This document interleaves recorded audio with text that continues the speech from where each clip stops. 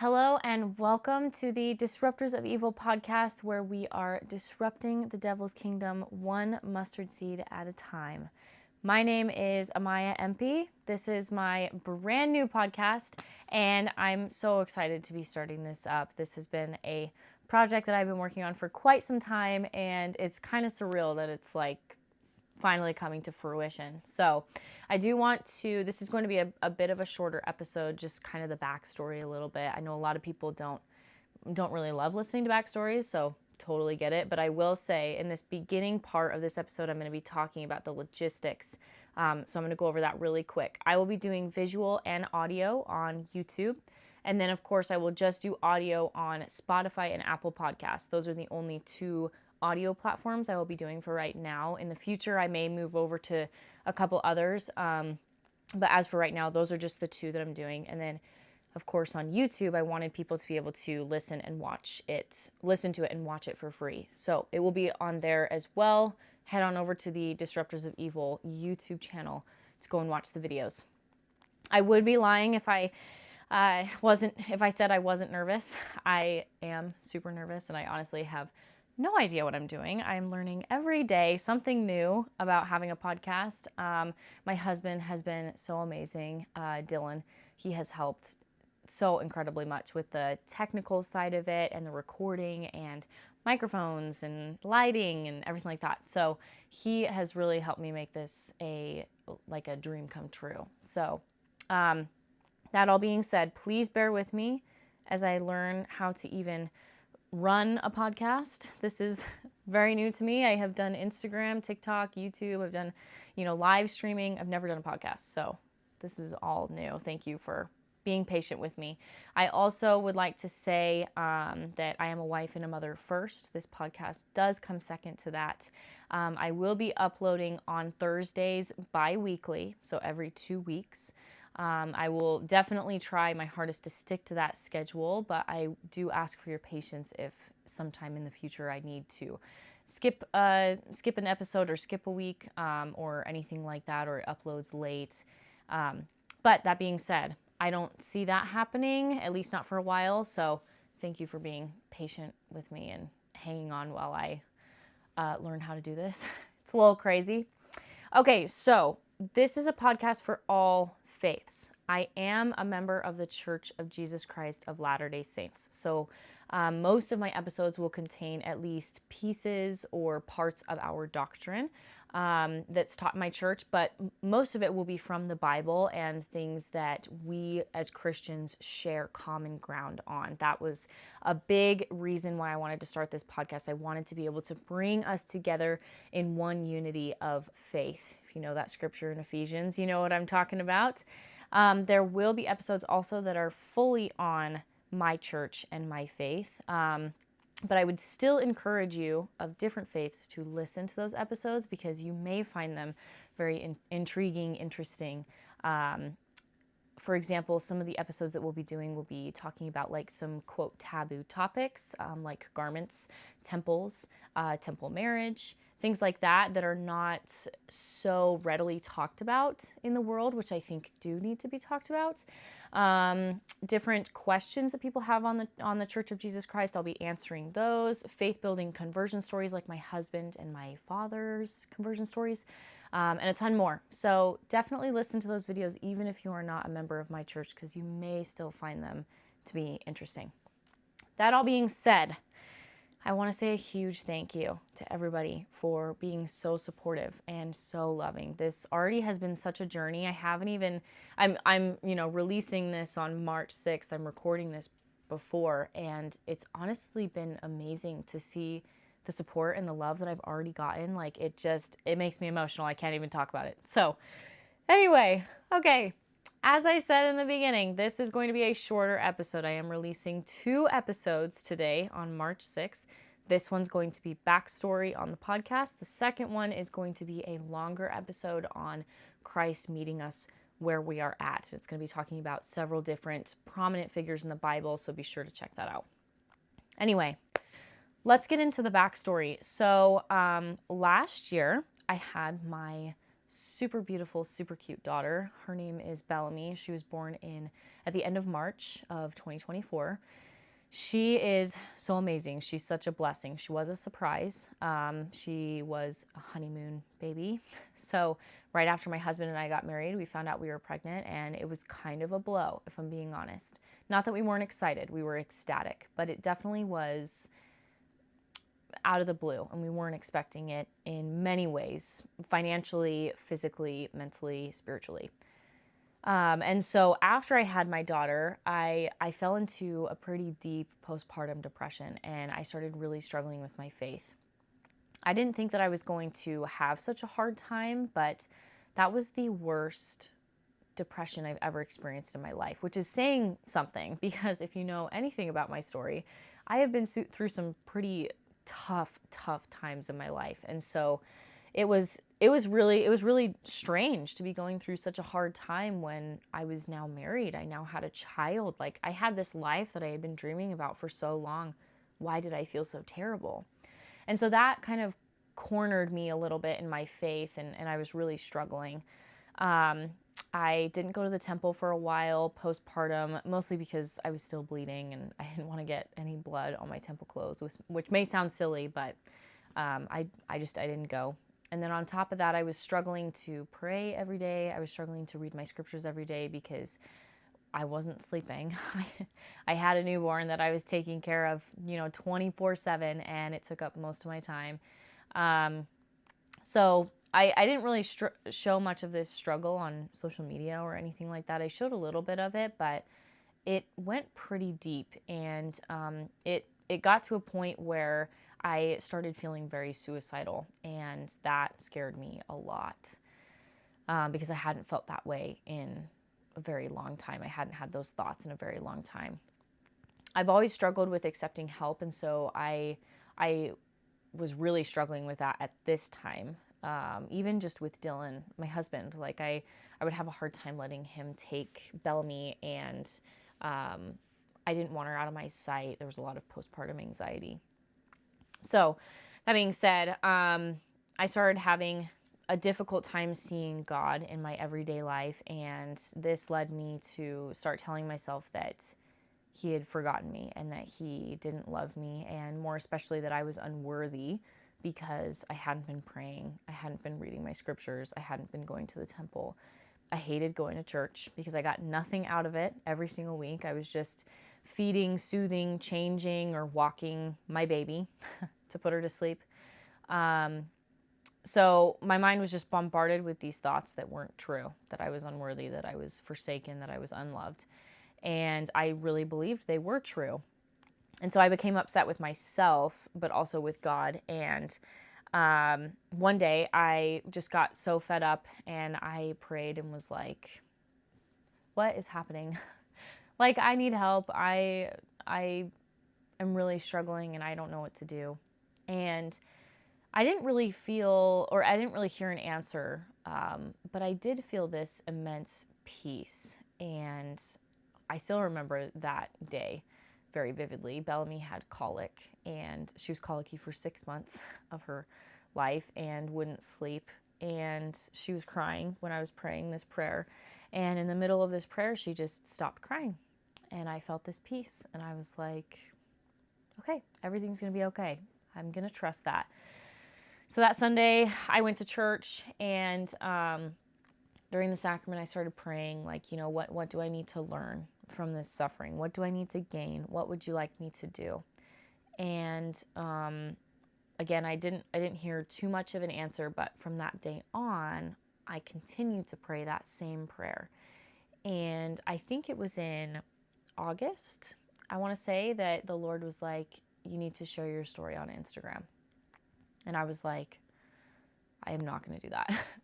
If you don't know my story, I did do an episode on the Comeback podcast. That is a fantastic podcast hosted by Ashley Stone, and she basically tells people stories that have left the Church of Jesus Christ and then have come back, and how they went through that process, how they got there. And I was on her podcast, so I definitely encourage you to go listen to that. I'm probably never going to go into my story too deeply on this podcast, so if you need context, that's where I would go. But that being said, basically, my story is very full of abuse and trauma and just a lot of depression, a lot of big struggles. And so I was uncomfortable sharing my story on Instagram. And I was like, I am not going to do that, actually. So I kept telling the Spirit, I was like, no, thank you. I'm okay. I'm not going to do that. And I did that for probably like 3 weeks. And then finally in September, I was like, fine, whatever. Like, you're going to keep bugging me. I guess I'll share it. And so I just did it. One day I just shared it, didn't think twice about it. And then I didn't look at my phone for a while because I was like, I don't even want to know. And I think it was within 2 or 3 weeks, I was checking on the posts, and after 2 to 3 weeks, I checked again, and it had reached over 65,000 people. And I just remember this feeling of like, you did what I asked, and look at what who you were able to reach. Look at what you were able to do, who you were able to influence. And my DMs were just flooded with hundreds, I'm not even kidding, hundreds of people messaging me, telling me how much my story helped them. Some people saying that my story reactivated them in the church, that they started going to church again, started reading their scriptures again. Some people telling me that, they wanted to hear more, or, just people telling me like, I'm so proud of you. It was really incredible. And I really needed that. And then I got a message from Ashley Stone. She asked me to be on her podcast, to which I accepted. And then I had several more people ask me to be on podcasts, which is probably coming forth in the future. But just the influence that I had on these people, and the reach of this post was incredible. Today, it has reached almost 90,000 people, so another 30,000. So it's just, it was incredible to see that God asked me to do something so simple, and yet I was able to reach so many people. So then I felt like the more that I prayed, I was being told by God that I needed to start sharing a lot more about my faith and my beliefs on my Instagram. So I started doing just that. And through all of this sharing that I was doing, through all of these things that I was saying that were highly controversial to the world, of course I was getting people that were messaging me saying, thank you so much for sharing this. This means a lot, and this has helped me a lot. But I also had a lot of hate. I had a lot of hate, particularly on the more political things that I was sharing. I would pray about it, and I felt around the election time and a little bit after the election time of last year that I needed to share things that were more political. And that was very frightening, let me tell you, because a lot of what I had to say was very controversial to the world. And so I would pray about things before, and I was just getting a lot of hate on my political posts, which is to be expected. And through all this hostility, I kept hearing the Lord repeat in my mind those scriptures that are in John. It's John 15, 18 through 19, and it says, if the world hate you, ye know that it hated me before it hated you. If ye were of the world would love his own. But because you are not of the world, I have chosen you out of the world. Therefore, the world hateth you. I ignored all the hate, and I kept at it. I kept posting, and I posted whatever I felt drawn to. I would pray basically every single time that I wanted to post something, just to make sure that it was what he wanted me to post, what he wanted me to say. And you may think that I'm crazy for praying every single time I post, and I understand that. But social media is a very powerful, influential source, and it can be a great source of evil, or it can be a great source of good. And I wanted to be a consistent source of good to counter all the evil that comes from it. And it was around this time that I realized something, and that was that God was absolutely having me do all of this crazy, scary stuff for other people and to bring other people to him. But he was also having me do this for me, for my testimony, for my faith. He was stretching me out of my comfort zone, showing me that he can use me as an instrument if I'm willing. And I remember when this finally hit me, this kind of full circle moment, like I had been struggling so much earlier in the year, and I had asked specifically for help. Like, my faith is failing. My testimony is failing. I need help. And his response was for me to do something that was scary, for me to do something that was uncomfortable. He loves me so much that he knew that I needed to do this for me. And that was wild to realize. I remember when it hit me. I remember the day that it hit me. And I prayed, and I was telling him, I cannot thank you enough. Like, now I realize why you're having me do this. You knew that I needed some pretty tangible proof of your goodness, of your love and your mercy to help build my testimony, my faith, and to keep doing what I was doing. And I received all that only after I decided to listen and follow his promptings. And I think that that's very important to note, that I had to listen and act first in order to see the fruits of my labors. I can't help but think of Christ calling to Peter and Andrew in their boat and saying, "Come follow me." And even though it was scary, even though they had no idea what they were getting themselves into, they had no idea what to expect, they straightway dropped their nets and followed him. And look at all that ensued. Look at all that they witnessed. The miraculousness of God and of Christ was right in front of their very eyes because they chose to listen. So I finally realized that, and it made things so much easier, and I started absolutely not caring what any of the haters were saying out there, because I was like, you know what? God has got me. God's telling me to do this. I'm going to do it. And so then one day I had several people message me, like, I think it was like 30 people, which doesn't sound like a lot, but when they're all saying the same thing, you start to kind of wonder if you should be listening. And so I had like 30 people message me and say, "Hey, you should do a podcast. Like, I would totally listen to that. And I think you would do really great. And it would be so fun. Like, it would be so good for you to do that." And I was like, "Thank you. That is so nice. I probably will never do that, but I really appreciate it." And let me just say, God absolutely has a sense of humor. He definitely does. I'm so certain of that. And I just know that he heard me say, like, "Oh my gosh, that's so nice of you." That would make me uncomfortable, but I thank you for saying that. I don't know if I would do that. And so he heard that and was like, "Oh, that would make you uncomfortable?" Like, perfect. Let's do that then. So I had more people tell me that I should start a podcast. And I finally was like, okay, I get it. Like, you're telling me to start a podcast. I understand. If you want me to do this, fine. Then we'll do this, and we'll do it the right way. So I started kind of praying and just kind of working on it very slowly, having ideas come into my head. Okay, if I were to do a podcast, I could talk about this topic, and we could have an episode on this, and, just kind of dreaming about what I could do. But there was also doubt, like crazy doubt. I kept saying to myself, I can't do that. I mean, I've done YouTube before, and I've done live streaming before. I've never done a podcast. I have no idea how to do one. There's just no way that I could do that. And then the questions that I was throwing at God, like, what would I even talk about? Would people even listen? Would this be worth my time and my money? How would I have enough information to keep sending out episodes? Like, I just had so many questions, and Satan was just hammering my mind with these doubts. And every time I heard these doubts, I would inevitably hear the Lord say, "Just trust me, I have a plan. Just trust me, I have a plan."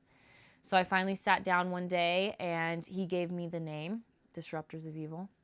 And he gave me the slogan, "Disrupting the Devil's Kingdom, one mustard seed at a time," which gave me chills the first time he gave that to me. By the way, it was like so vividly said in my mind. Oh, it was so cool. So he gave me all these things that I needed for making the Instagram page, for making the YouTube, for making the actual podcast itself. And then I was like, okay, we're really doing this. Like, we'll figure it out from here. Tell me what you want me to do. So now I've started recording episodes. I've been uploading on Instagram. I've been kind of marketing this thing out there, and I have received so much support and so much love. And I just cannot thank you guys enough. Like, this journey is going to be so much fun. I'm so excited for it. So I am beyond excited to be doing this with you guys, and I want to testify to you all of the truthfulness of God's goodness and of his mercy, and I hope that you all will tune into each episode, and I pray that you will feel the Spirit each time that you do tune in and listen. All it takes is faith as a grain of mustard seed. So let's start there. Let's gather Israel together, and let's disrupt the devil's kingdom, one mustard seed at a time. I love you all. Thank you all for being here, and I will see you in the next episode.